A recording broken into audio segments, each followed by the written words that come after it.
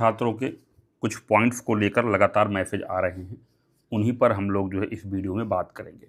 इससे पहले अगर आप सभी लोग चैनल पर नए होंगे तो प्लीज़ चैनल को सब्सक्राइब करना, बेल आइकन को प्रेस करना मत भूलिएगा।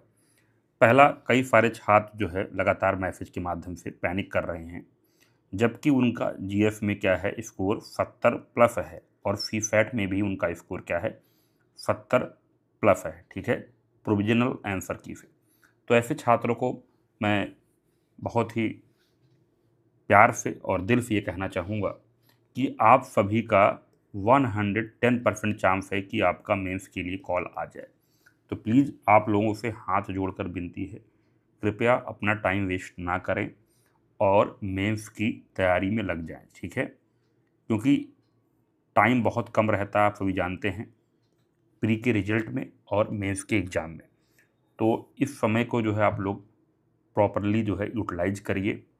एटलीस्ट कम से कम जो है यूपीएससी मेंस पीवाईक्यू पर अच्छे से काम कर लीजिए। ठीक है, इसके अलावा ऑप्शनल जो आपका सब्जेक्ट है उसको भी आप लोग रिवाइज करने का प्रयास करिए जब तक आपका रिजल्ट नहीं आता है। ठीक है, बट मैं कहूँगा अगर आपका स्कोर जीएस में 70 प्लस है, सीसैट में आप 70 प्लस हैं, क्वालिफाई कर रहे हैं, तो आपका पूरा चांस है कि आपकी कॉल मेंस के लिए आएगी, क्योंकि इस बार छात्रों के हालात बहुत ज़्यादा ख़राब हैं।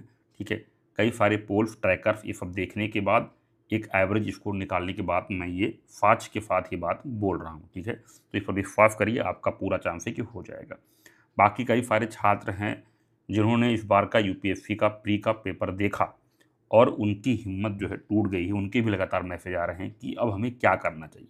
देखिए, जो आपका 72nd बीपीएससी का फॉर्म था वो तो फिल हो चुका है। ठीक है, 5 लाख के आसपास जो है इसमें फॉर्म पड़ गए हैं, कई सारे छात्रों ने इसमें अप्लाई कर दिया। तो आपका एग्ज़ाम जुलाई में जिन लोगों का है, जिन्होंने बीपीएससी का फॉर्म भरा है, ठीक है, तो आप लोग उसको टारगेट करिए। लेकिन जो लोग लॉन्ग प्लान बना रहे हैं और सोच रहे हैं कि हम उस एग्ज़ाम की तैयारी करें जो ऑलमोस्ट 70 to 80% यूपीएससी को फॉलो करता हो, तो हम बात करेंगे यूपी पीसीएस की। ठीक है, अगर इसमें देखा जाए तो यहाँ पर ऑप्शनल होता है और यहाँ पर पेपर नंबर 6 और 5 होता है, जो कि यूपी स्पेशल पेपर होता है। बाकी जीएफ 1 to 4 सिलेबस ऑलमोस्ट जो है सेम है। ठीक है, और यूपी पीसीएस भी अगर आप 2025 का पेपर देखेंगे मेंस का, तो वो यूपीएससी के पैटर्न पे जा रहा है। ठीक है, जो आपके 8 मार्कर सवाल होते हैं उसमें भी अब 2 पार्ट में प्रश्न आने लगे हैं। ठीक है, और जो आपका 12 मार्कर होता है उसमें भी जो है प्रश्न आपका जो है 2 से 3 पार्ट में आने लग गया है।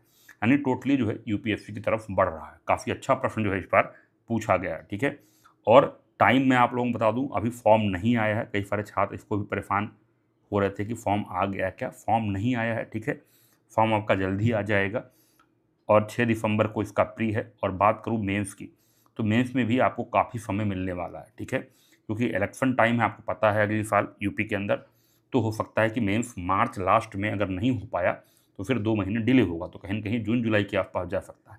यानी मेंस के लिए आपको प्रॉपर टाइम मिलेगा। ठीक है, तो अगर आपको लगता है कि यूपीएससी इस तरह के पेपर आगे फिर बनाएगा और आपका साल बर्बाद हो सकता है, तो यूपीपीसीएस को फोकस करेंगे तो एक जॉब आपकी पक्की हो जाएगी। ठीक है, और बाकी मैं बात करूं बुक लिस्ट की, तो बुक लिस्ट में सबसे इम्पोर्टेंट है आपको, चाहे आप हिंदी मीडियम के हों चाहे इंग्लिश मीडियम के हों, दोनों के लिए बता देता हूं, हर सब्जेक्ट की एक स्टैंडर्ड बुक आपको रखनी है जो आप यूपीएससी के लिए पढ़ते हैं। ठीक है, इसके अलावा आपको फॉलो करना है, लूसेंट आपकी टेबल पर होनी चाहिए, हिंदी और इंग्लिश दोनों में आती है, इसको ध्यान रखिएगा।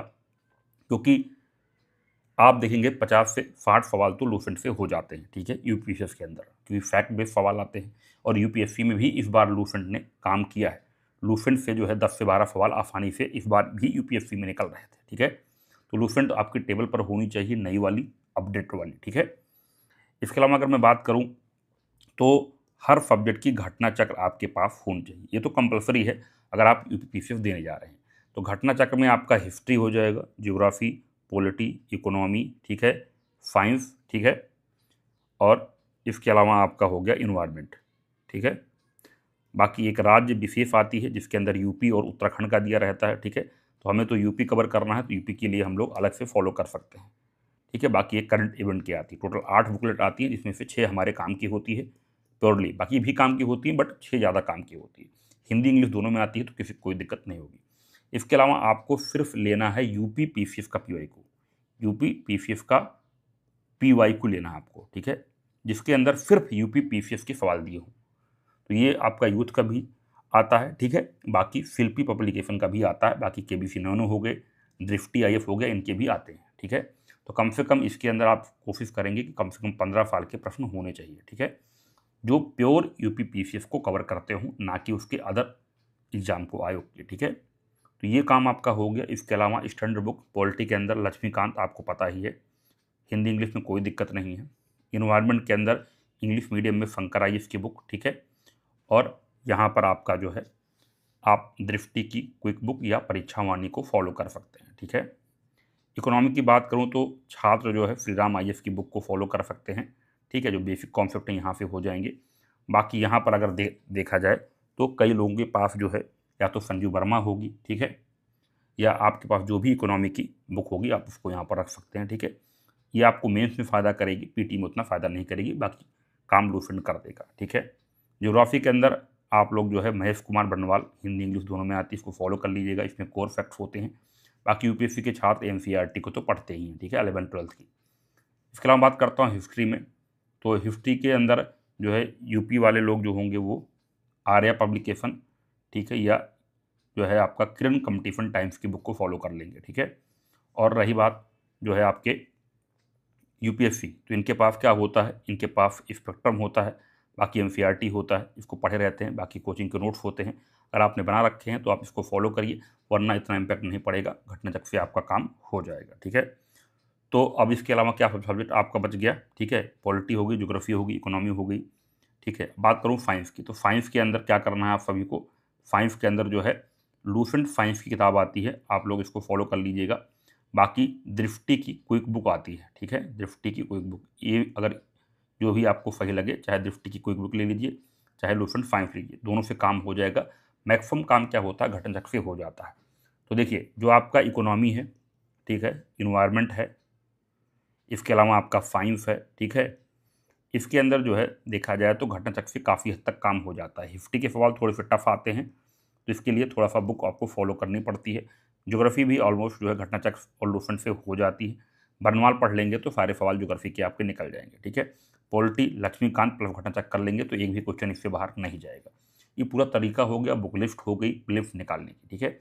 लेकिन मेरा सजेशन रहेगा कम से कम 2-3 महीने आप लोग जो है मेंस पर भी फोकस कर लें, खास तौर पर पेपर नंबर 5 और पेपर 6 पर काम कर लें, पेपर नंबर 2 एंड 3 पे काम कर लें, क्योंकि ये भी आपका करंट ओरिएंटेड होता है, तो करंट अफेयर आप लोग कवर ही करेंगे।